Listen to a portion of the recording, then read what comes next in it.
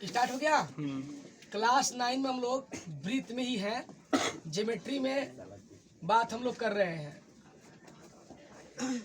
एक थ्योरम है जी, theorem number 37 सुगम गणित। सुगम गणित या एनसीईआरटी में भी ये दिया हुआ है। इसमें है क्या कि एक चाप द्वारा केंद्र पर अंतरित कोण वृत्त के शेष भाग पर किसी बिंदु पर अंतरित कोण का दुगना होता है।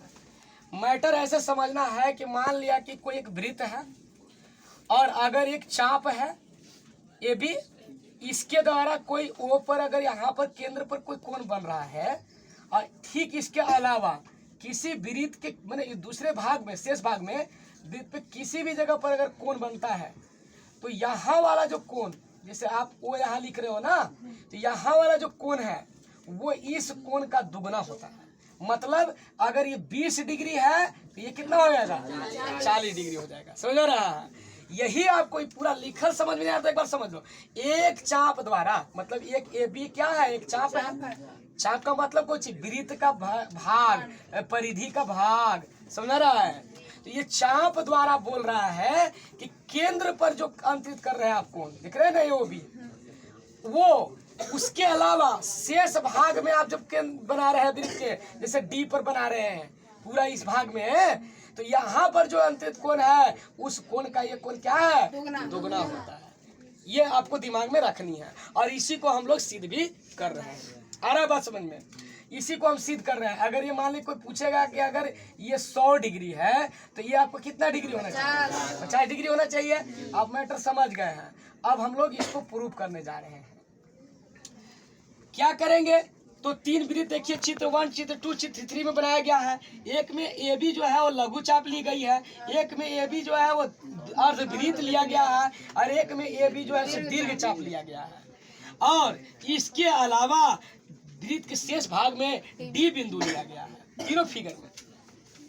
और क्या किया गया कि वो वृत्त के केंद्र है ना, तो ओ से ए को मिलाया गया, ओ से बी को मिलाया गया तीनों फिगर में, और डी को ए से मिलाया गया, डी को बी से मिलाया गया। आपको कोण तैयार हो गया है ना? तो ये सब गिवन डेट में लिख देना है कि माना कि COR वृत्त का एक वृत्त लिया गया है मैंने, कि जिसका केंद्र O है, त्रिज्या R है, और चाप हमने AB लिया है। चाप हमने क्या लिया है?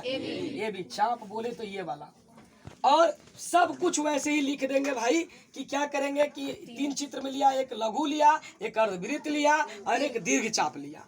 और वही बात लिखे हुए हैं हम कि ए को ओ से मिलाया, ओ को मतलब बी को भी ओ से मिलाया, ए को डी से मिलाया, डी को बी से मिलाया। तीनों फिगर में बस इस तरह से लिखेंगे और एक फिगर को टारगेट करके हम क्या करेंगे, प्रूफ कर देंगे, है ना? और टू प्रूफ डेट में हम लिखेंगे कि AOB बराबर 2 कोण ADB। लिखे भी हैं, नीचे देखा ना, AOB बराबर 2 कोण ADB, है ना? अब कंस्ट्रक्शन में क्या करना है कि D को O से होते हुए P तक बढ़ाना है और A से B को मिलाना है तीनों फिगर में, है ना? अब हम लोग किसका सहारा लेने वाले हैं, इधर दिखाओ भाई, प्रूफ की तरफ आते हैं। जब हम प्रूफ करने जाते हैं तो हम 2 बातों का यहाँ ध्यान देते हैं कि अगर किसी भी त्रिभुज में अगर हम 2 भुजाएं बराबर लेते हैं तो उनके द्वारा बनाई गई कोण भी आपस में क्या होता है। और एक चीज और यहाँ पर मदद लेना है कि अगर किसी त्रिभुज में बहिष कोण है तो अपने सुदूर अंतः कोणों के योग के बराबर होता है। जैसे 20 डिग्री 30 डिग्री है तो इन दोनों का योग 50 डिग्री बहिष कोण होता है। समझ रहा है? तो इसी मदद से हम क्या करने वाले हैं, प्रूफ करने वाले हैं। आ रहा है बात समझ में? तो क्या करेंगे, एक बार ध्यान से देखिए, इसको दिखाओ। इस फिगर पर हम ध्यान देंगे, पूरा पर ध्यान नहीं देंगे, इसी फिगर पर ध्यान देंगे। लिखेंगे कि त्रिभुज ODB में जा रहे हैं, तो उसका बहिष कोण देखिए POB है, POB बहिष कोण है, और यह क्या होगा, अपने सुदूर अंतः कोण मैंने इस कोण और इस कोण के योग के बराबर होगा। समझ आ रही है बात? मैंने POB बराबर हम लिखेंगे ODB प्लस OBD। लिखेंगे कि नहीं लिखेंगे? और बोलेंगे कि फिर से कि OB बराबर OD वृत्त की त्रिज्या है ना?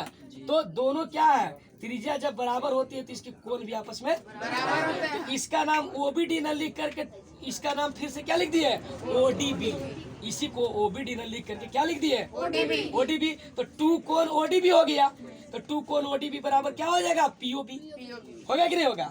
उसी तरह से इधर पलट देंगे, इधर ODA में जाएंगे, है ना। तो यहाँ पे भी तो POA बराबर हो जाएगा टू कोण ODA, टू कोण ODA। अब देखो दोनों पक्षों को क्या करेंगे, जोड़ देंगे। तो आप देखो ODB और ODA जब जोड़ोगे तो ADB तो आ जाएगा, और दो कॉमन निकलेगा तो दो कोण ADB हो गया। और इसको देखो POB और POA जोड़ोगे तो AOB तो बन जाएगा। तो AOB बराबर लिख दोगे कि टू कोण ADB। अब इसको एक बार समझ लेते हैं कैसे कैसे लिख दिए हैं कि ODB में गए बहिष्कोण, है ना। बाबू हला नहीं करो, थोड़ा सा एक बार समझा रहे हैं, कोशिश करो कि समझ लो ताकि तुमको बनाने आ जाए। ये इम्पोर्टेंट सब है। ये भी देखिए, है ना, चाप है, हला नहीं। वो देखिए केंद्र है। अब यहाँ से जो फिगर वहां बना रहे थे ना, वो फिगर एक बार यहाँ बना दे रहे हैं ताकि आपको बार बार समझाने में वहां दिक्कत हो रहा है। यहाँ देखिए D है, ऐसा था ना फिगर में, था ना। और D से हमने क्या किया, ऐसे करके P तक ले गए थे, ये नहीं किए थे। अब देखिए PO जो भी है यहाँ POB या BOP आप जो भी नाम रख रहे हैं, नाम सेम रखना है। तो यहाँ रख रहे हैं तो ये वाला जो कोण है वो ई कोण और ई कोण के योग के बराबर होगा कि नहीं होगा। तो वहाँ लिखे ना है POB बराबर ODB प्लस OBD, लिखे है कि नहीं लिखे हैं। और फिर मैंने बोला कि OD और OB बराबर है, इसलिए यहाँ पर टू, ये देखिए कोण ODB बराबर कोण OBD होगा कि नहीं होगा। और ये दोनों कोण जब बराबर होगा तो अब उसी में जब नाम रखेंगे कि POB बराबर, हमको ODB तो हाई है और हम OBD के जगह पर फिर से हम क्या रख दिए, ODB। तो 2ODB हो गया, POB बराबर टू कोण ODB हो गया। और इसी तरह से हम POA में गए, POA में तो ये भी तो हो जाएगा टू कोण ODA, टू कोण ODA। इसी तरह से इसको भी लिख दिया और दोनों पक्ष को क्या किए, जोड़ दिए। तो POB और POA एक तरफ लिख दिए, POB और POA लिख दिए, और एक तरफ उधर से जोड़ दिए टू कोण ODB और टू कोण ODA। तो टू कॉमन निकाल दिए, ODB और ODA जोड़ दिए। तो ODB जब जोड़ेंगे ODA तो बनेगा क्या चीज, ADB बना दिए टू कोण ADB। और यहाँ देखो POB, तो ध्यान देखो POB और देखो POA दोनों को जोड़ दिए तो AOB बन गया। तो AOB बराबर आ गया ना टू कोण ADB। यही प्रूफ करना था, समझा रहा है। अब इसको रोक करके लिख भी सकता है।